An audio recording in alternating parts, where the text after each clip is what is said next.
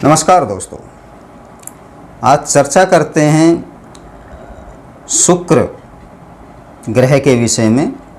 शुक्र ग्रह, जिसे ज्योतिष शास्त्र में अंग्रेजी में वेनस, फारसी में नादेह, संस्कृत में भर्गो और हिंदी में शुक्र बोलते हैं।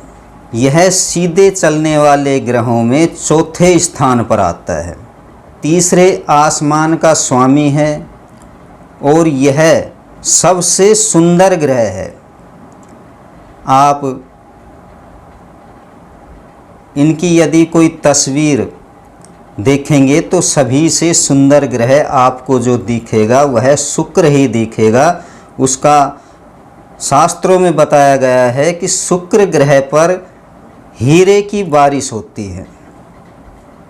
यह हीरे का ही बना हुआ है और ज्योतिष शास्त्र के मत के अनुसार जो शुक्र है वह वृषभ राशि और तुला राशि का स्वामी है और इसका जो रत्न है वह हीरा ही है, जो कि सबसे महंगी धातु है रत्नों के अंदर। प्रमाण स्वरूप जो कोहिनूर है वह सबसे महंगा हीरा है।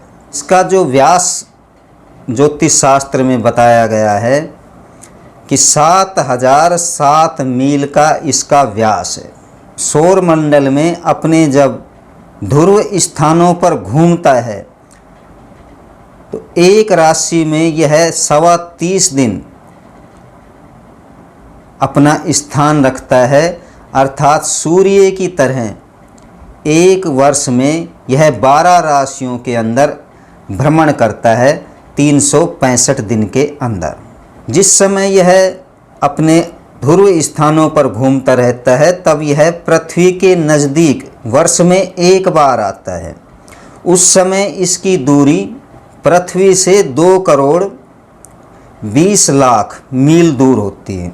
शुक्र का जो अस्तकाल, शुक्रास्त जिसे बोलते हैं, वह अनिश्चित है। बृहस्पति जी का जो है वह 1 महीने का होता है, जैसे 30-31 दिन का अंग्रेजी में महीना होता है, वैसे 27-28 दिनों का जो हिंदी में जो महीना होता है नक्षत्र अनुसार, उसी प्रकार बृहस्पति जी 1 महीना अस्त होते हैं। लेकिन शुक्र जो है, इनका हमने देखा है, अध्ययन किया है, शास्त्रों में भी पढ़ते हैं कि 5 दिन से लेकर ये 68 दिनों तक अस्त हो जाते हैं।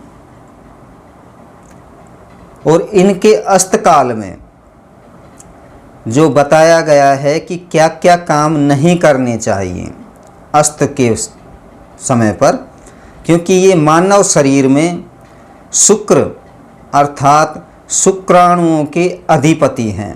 पुत्र की प्राप्ति शुक्र से ही होती है। जल जो देवता है वह इनके प्रमुख शिष्य हैं, इसलिए यह जल का प्रतिनिधित्व कभी करते हैं।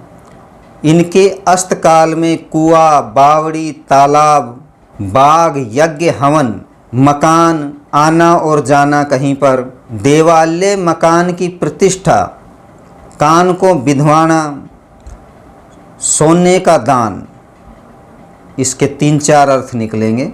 गुरु की सेवा अर्थात गुरु मंत्र लेना या गुरु विद्या का सेवन करना, विवाह, हवन, नए व्रत आदि करना और मंदिर बनवाना निषेध कहा गया है। कलयुग है, व्यक्ति ज्योतिष शास्त्र को नहीं मानते हैं तो विधि विधान अनुसार उन्हें दंड मिलता है। वहीं ज्योतिष शास्त्र में 8 प्रकार के व्यक्तियों को अर्थात 8 को इसमें छूट मिली हुई है। बृहस्पति और शुक्र के जो अस्तकाल होते हैं, हम शुक्र अस्त के ये बताए हैं आपको, तो ये 8 जो गोत्र हैं जिन्हें चित्र शिखंडी कहा जाता है, उन्हें छूट मिली हुई है।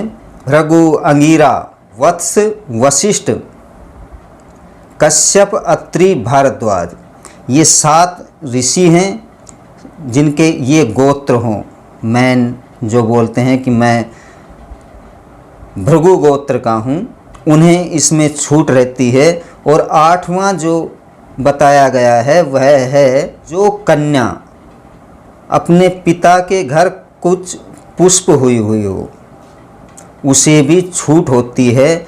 इस भृगु शुक्र अस्त के समय जो कार्य नहीं करने चाहिए उनके लिए उसे छूट दी गई है, उसका उन्हें दंड नहीं मिलता है, ऐसा ज्योतिष शास्त्र में है।